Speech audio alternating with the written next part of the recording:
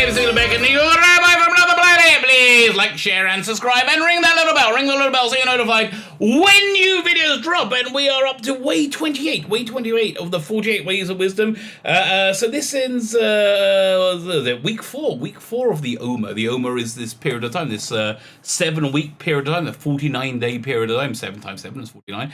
Of incredible spiritual growth and potential. So during that time, us in the religious Jewish world try to leap upon that and capitalize upon that potential. One of the ways is by studying the 48 Ways of Wisdom. These are 48 ways that one can acquire greatness, absolute greatness in life.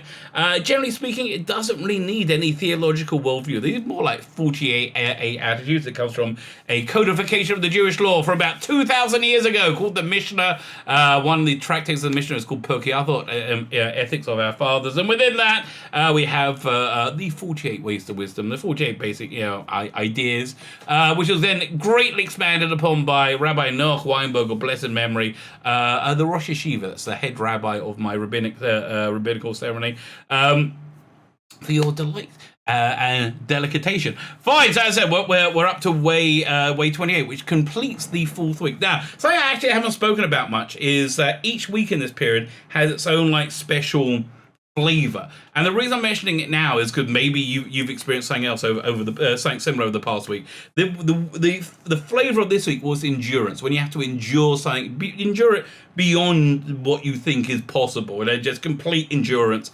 So I've kind of noticed that a little bit in my life over the past week. I've had my friend Dan, who has his Facebook, he's had his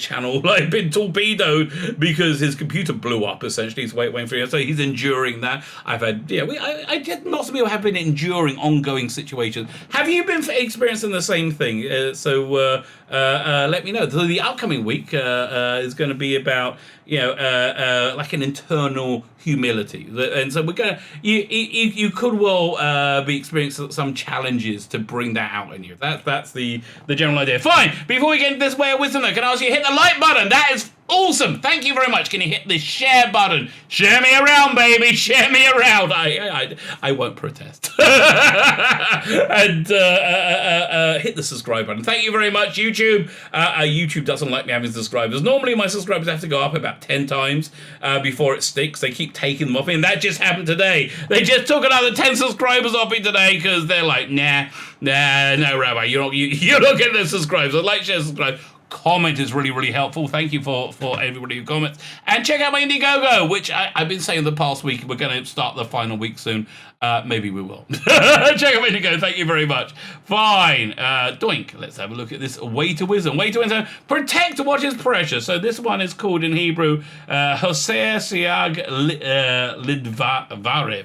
It's so much easier for me if they wrote it in Hebrew. Right? They wrote it in English, transliterated in Hebrew, in English. Essentially, this is make a protective fence around that, anything that you value in life. So this is a general idea in Jewish law, which they're suggesting you extend into your life in general.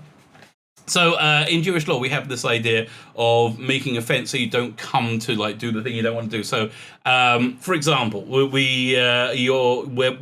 prohibited from eating meat and milk together, which kind of sucks if you're like a cheeseburger. You don't get many of those in the Jewish world, right? You're prohibited from that. So added into that prohibition, several 100 years later, maybe, several hundred years later, was a prohibition against eating poultry and milk as well. Is there a biblical prohibition from eating poultry and milk? No. But if one makes themselves common, to eat poultry and milk, it makes that line between meat and milk more blurry and easier to cross. But essentially, you make a fence for yourself so you don't go across that. That's the general good rule. So a fence I have for myself Which it involves knowing yourself quite well. Which will be surprising if you know me. Is I try not to look at anything too deeply salacious, right? I have a real red light, so I don't watch anything like X-rated. Well, no, triple X-rated, I should say. I watch plenty of X-rated things, but I don't watch anything like with I would say gratuitous nudity meant to like pornography. Again, it's not that I don't like it. Okay, it's not that I don't like it. It's offense for myself because I know it's the sort of thing that I would do constantly if I let that gate down. It's similarly alcoholics. Alcoholics make fence for themselves. They don't have any drink. Where's one drink? No. You got to know yourself. That's really the first thing in making fences for yourself. You got to ask yourself, what is precious in your life? What is valuable in your life? What do you want to protect in your life? And what in your nature do you know you could easily damage in your life, like if you allow yourself to go too closely to it. So let's go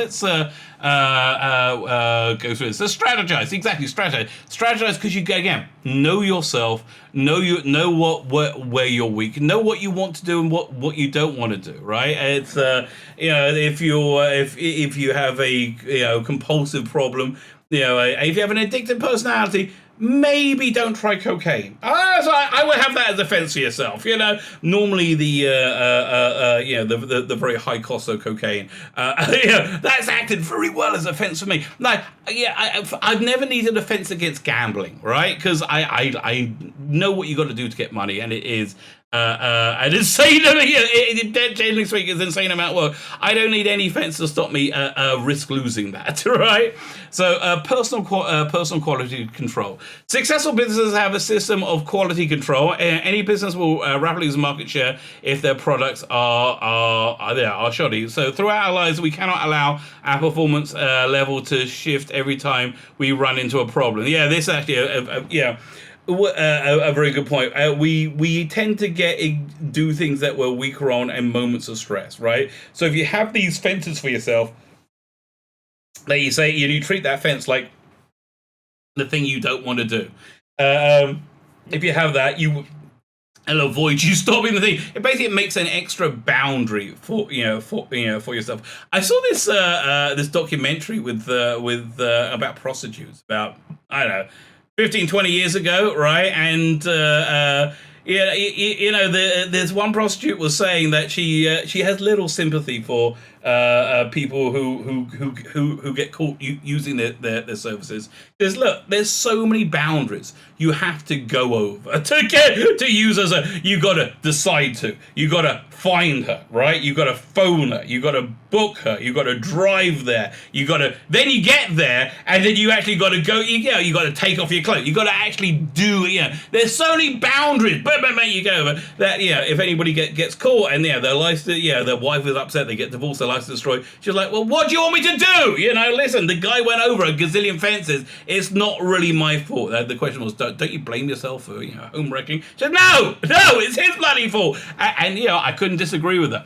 A spiritual counting system. This is a great fence. This is a great fence for yourself, and I really recommend it. It's like taking 10 of maybe even a minute, anything between a minute and 10 minutes a day to evaluate your day and your life and your goals and work out where you are. So some questions you can ask yourself is, what did I accomplish today? What did I accomplish what I intended? I always mean to do more than I ever can, right? How am I going to improve tomorrow? Yeah, and again, these seem like tough questions, but if you ask them of yourself, you will get better. This is a great idea. What are your strengths and weaknesses? And this changes throughout your life. What is my profit? What is my loss? That doesn't really apply to me. How far have I come in my long-term goals? What's holding me back from growing? Yeah, these are just great questions to ask yourself. Travel ahead of yourself. Know your pitfalls. Know the areas where you can be weak and you can get into trouble. And so, okay, let's look at the bullet points. Life is difficult. When you have when you have tough work, you need tough tools. It doesn't seem that tough. I mean, yeah, I guess so. But for me, it doesn't seem so tough. If you don't protect yourself, you will lose self-confidence and give up on life. Yeah, no. Wage war with strategy. Make a plan to know where you're going. So yeah, this is the basic one. Why do you want a fence for yourself? Because you've got something inside you. Now, if you're Jewish, you call it the Yetzer Hara, the evil inclination. If you're secular, you call it the id. If you're a Christian, you call it Satan. Right? It's that voice in your head that gives you a voice that you would never in a billion years give anybody else, right? So yeah, just do that. Doesn't matter. If you put fences up, you stop that voice. That's basically what it is. You strategize that war against your voice. That voice in your head does want to kill you. That's basically the truth. It does want to kill you. So this is really quite an important way to wisdom. Make fences for yourself. I wholeheartedly endorse this concept. So fine.